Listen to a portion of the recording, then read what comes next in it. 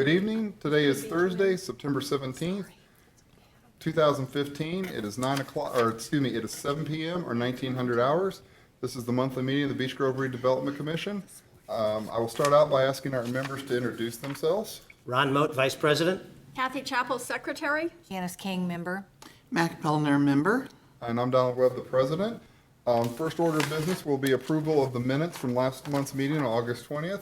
Do the members have any comments? Are they happy with the minutes? I'm thrilled. Thrilled.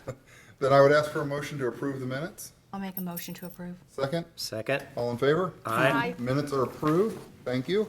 First thing on the order of business will be payment of bills. We have, this month, we have $109,936.96. Of that, $80,706.89 went to the new restroom in Sarah Bolton Park that the RDC approved and paid for. It looks very nice. If you haven't seen it, I urge you to go.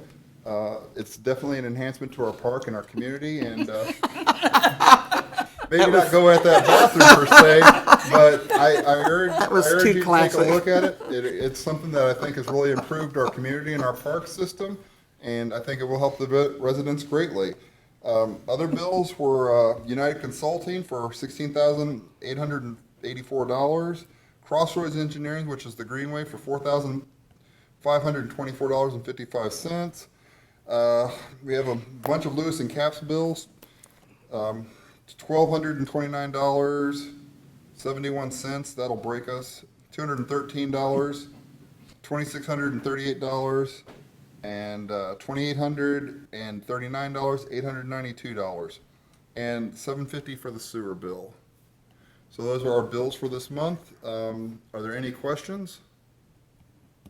If not, I'd ask for a motion to approve. So moved. I'd ask for a second. Second. All in favor? Aye. All right. Opposed, anybody? Next up, we're going to have the mayor's report, if he had a report or anything for us. Sure.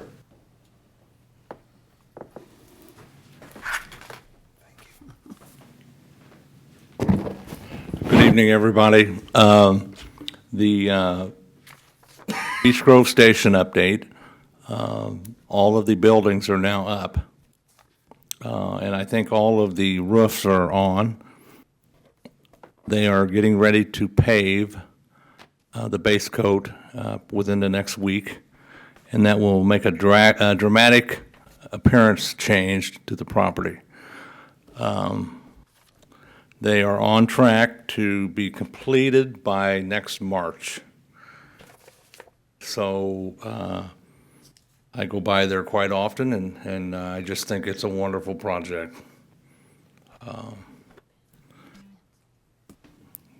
The Greenway project, the application process is getting ready to start. We'll probably submit sometime in November, so that's being worked on as we speak. Going to have a meeting Monday with the folks from Blue Indy. I don't know if you've heard about those folks. When we did the Main Street project, we wanted to have two locations, one by this building and one down around 4th and Main, to where people could plug in their cars. And it never happened. It was ultra expensive, and so we were never able to do it. But the folks at Blue Indy called yesterday, and they would like to meet with me on Monday because they would like to expand and put at least one. I don't know if you've seen them out and about, but they would like to do one here in Beech Grove. Those are like little deals. Yeah, it's. I support it because it's an alternative fuel source. So I'm going to meet with them Monday, and we're going to find out more. This is the first time I've ever met with them, so we'll see what they have to say. The out on Arlington Avenue at Churchman is a property that used to be called Refined Meadows. It was sold to Exide Battery. They closed the facility. Now, if you look out there, you'll see all kinds of heavy construction equipment, and you'll see big mounds of dirt. They are cleaning that up. Really? Yeah. And then the mound of dirt on the north side of the property is going to be there forever because that's where they're covering the contaminants. But the reason I tell you that is because that property is in a TIF district, which you folks control. And Kinetrix Energy, which butts up to that property, is probably going to acquire that in March. And they want to develop that property on two fronts. One is that will become their entry point for tankers. And then also they are contemplating building their office complex there as well. So down the road, you folks will probably hear from Kinetrix on what their plans are. They've never came for any type of help. They are on the tax rolls, and I don't anticipate any of that for in the future. One of the things that they, I think, are going to do is they are at full capacity right now, and they want to double their capacity because their business is thriving.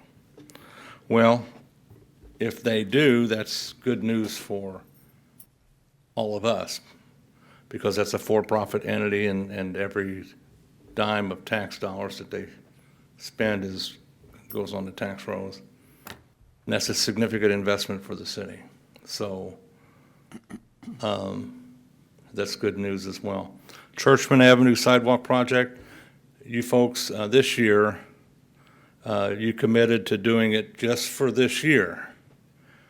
Next year, the city has budgeted money to pay next year's portion. So if I'm still around, I'm not going to come to you and ask for you to pay for the Churchman Avenue project for 2016. The city will pick that up. So you would have no obligation to do that. They're kind of fast-tracking that project a little bit, but they've already did they just had an inspection out there for the utilities and easements and all that, so there's a little work that has to be done, but that project might be started sometime in 2017 instead of 18. So that's going on as well. Another property that's in a TIF district that you folks control is the CSX property. And that's a property north of Amtrak. And that's 170 acres of woods and a couple ponds. But CSX has now wants to have that property developed. So we met with some folks a couple of weeks ago, and I suspect within the next month we'll meet again to talk about them coming in and developing that property. And it would be either for heavy rail or for semis. But it's just sitting there, and this will generate a lot of money for you folks as well down the road. So those things are looking good. Bethel Avenue, the city of Indianapolis paved Bethel Avenue. I don't know if you've been on it yet, but the reason they did it was because of the increase in semi-traffic from ADM. So that was done, and then they're getting ready to pave Southern as well. But Southern's not so much truck traffic. It's just a really bad road. So those are some of the things that are going on. If you have any questions, I'll try to answer them. But there's some really good things happening. And Sounds Bell Fountain good. looks nice. Bell Fountain? Bell Fountain. Yes, yes. Very nice. It's sure better than what it was. Oh, goodness. Oh, yeah. My question I've got on the Greenway, because the RDC does have to do a budget to submit to you and the city council in November. Will we have numbers on what we may be expected to pay or how we're gonna do the Greenway, or are we gonna still work on that? We'll still work on that. I'll get Trent to get with you folks. The project will be, the application will have to be, in October, the MPO will send out a call for projects. Right. And then they'll give people until sometime in November to submit their application. Nobody will know anything until at least February of next year, whether they're successful or not. And then at that time, the Crossroads, if we're successful, they'll have a detailed sheet of each year expenses up to the year that the trail's constructed. So I guess if it's approved, say we are approved for it, would we be expected to get the first year next year, or would the first year come in 17? I would say 17. So 16, we would still probably be not committed to that, so. I have some news on that as well, but I don't really want to say anything publicly, except for the fact that the RDC or the city may not have an obligation for that project. It might be picked up locally by a private company. But I don't want to say that too soon. We're working on that as well. And I met today with some folks that are that developed the cultural trail downtown, and we had our first meeting about connecting the dots between our trail and the city of Indianapolis, and extending the trail from Fountain Square down to Beech Grove, and then once it gets through Beech Grove out into the southeast portion of the county. That's something that at the end of the day, that's what I'd like to see happen. We're already in the process. The city of Beech Grove is already going to have bike trails coming from downtown Indianapolis through Beech Grove. Sometime by 2024, they'll be in through Beech Grove. I know that sounds like an eternity, but it's not. It just takes a long time. So we're going to meet again on that, and I just think that's really good stuff because it'll give people another reason to come here, especially young people. Right. And they tell me that it'll make our property values more. I'm just happy to know there's people who live south of Washington Street. We have been forgotten forever. Yes, it seems like when it comes, I mean, if you look at the new proposed rapid transit line, what are they talking about? Coming from Westfield and Carmel through the north side, it's like, and that's always been my complaint, is that like with Indigo and the rail projects and all those, there was no service out in Franklin Township or Perry Township. It was all on the north side, and at some point in time, people do live on the south side of Indianapolis. When they first come out with the mass transit project, I voted against it. I did not support it. I support mass transit, but the reason I didn't support it was because the Orange Line, which is the southeast portion of Marion County, it stops at Fountain Square. Yeah.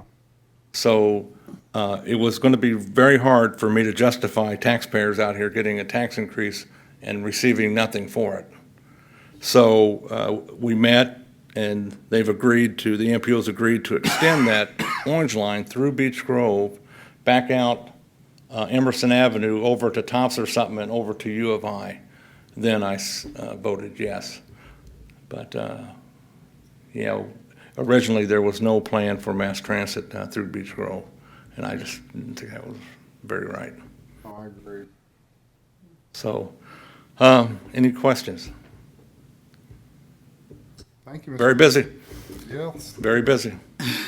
So, Moving into the number 3, it was budget discussions. And I'm going to hopefully over this next month get all the vouchers and figure out what we spent this year, and then work with Jeff Peters, because I'm going to do my best to bring a budget to the October meeting, or at least, you know, what I think we can spend or what we can't, you know, or where we are financially. And I'll try to get it out. I'll try to get over all the facts and figures of what we have out by like the 1st of October. And then I would ask any ideas or any projects that you guys have or want for the budget, that you email them back, or if we have to have a special meeting or something. But we need to get that set, because if we can approve the budget on October 15th, then I can go to the city council on the 1st and present it. And long-term, I'm planning on us having a meeting in October and a meeting in November. And then Merry Christmas. One of the things that I wanted to warn you about is, I don't know if you've read any articles about these big box stores wanting to approach the county assessor for reassessment. We have two of them. We have Walmart and Lowe's. Walmart, and they're both in TIF districts. Walmart has not, but Lowe's has appealed to the assessor to reduce their assessment by 50%. And that's just not a problem here in Beech Grove. That's a problem Right. throughout. So I think the legislature is going to pick that up in the next session. But for instance, Kroger, okay, like they're building on Thompson Road, Kroger owns the building that they're currently in, but they're building that big store on the north side. When it comes time to assess it, they want the new building assessed at the same rate as the vacant building, That makes no sense. and they're getting them. Who's our assessor? Well, actually, it's assessor and the state tax board. So been we approved have, to do that? yeah, we have to throw up the red flag and say, don't do this. So I don't understand there's, what the justification is for it. If you're building a new house, you can't say it's the same value as the old house. are you, I'm familiar with the issue, yes. We talked about it actually the other day, because, yeah, Robert may have talked about it, because it could be a real crippling blow to our RDC. The theory is, it's similar to the St. Francis, is that, there's a vacant big box of the same company. It sets on the market, it doesn't sell, and when it finally does sell, it sells for a very discounted price. They say, well, that's the real value of the building and the land itself, because, you know, all we got for this vacant building was, let's say, $500,000, and instead of, you know, a $5 million assessment, they're using the empty store price to say that that's the true market value of the occupied land. And their argument is, you know, we pay income tax and all of that on the active stores, but the real estate value is what the empty building and the real estate are based on comparative sales of the same size, square footage, so, usage. but I wanted to brief you on that. So has Lowe's won this appeal, or are they going through No, it? they're going through it, it's in the process. So I guess my question would be, is the tax revenue we get from Lowe's, should we talk to Jeff and have that taken out of our budget and held in reserve? No, I would talk to Jeff. He's fully aware of it in Washington. We've talked about it more than once. Okay. Because, you know, we did that, we still have got that, I think there's $30,000 of St. Francis money that we're not touching, that we have left off to the side, because, I don't know I if just there's, had a question myself, when you got a minute, about the Kroger store. okay. ahead, Tom. The question about the old Kroger store, when it is abandoned, it's not gonna be another flea market or something, is it? We don't know. I'm not sure. since they own the building, there's not much, I don't, That was just an example. Because, I mean, my thing is with Lowe's, you know, I just don't see how you do that, you know, because there's, you know, where have they closed a store? Well, unless the legislature changes the law, I think we're gonna see just a proliferation of those kinds of attempts to lower assessments based on empty store value. their sales value. Dangerous precedent. Yeah, I mean, There's 15 of those appeals in Marion County alone. And it's really got the attention of county government. well, I imagine Stay so. effective.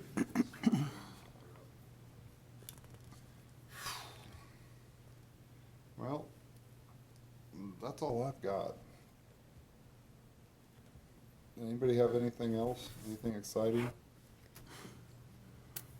It's Fall Festival. Yes, it is. Well, with that, I say we go ahead and call it a night. I'd ask for a motion to adjourn. Motion to adjourn. I second. All in favor of adjourning? Aye. Bye. That's the meeting. Aye. Thank you.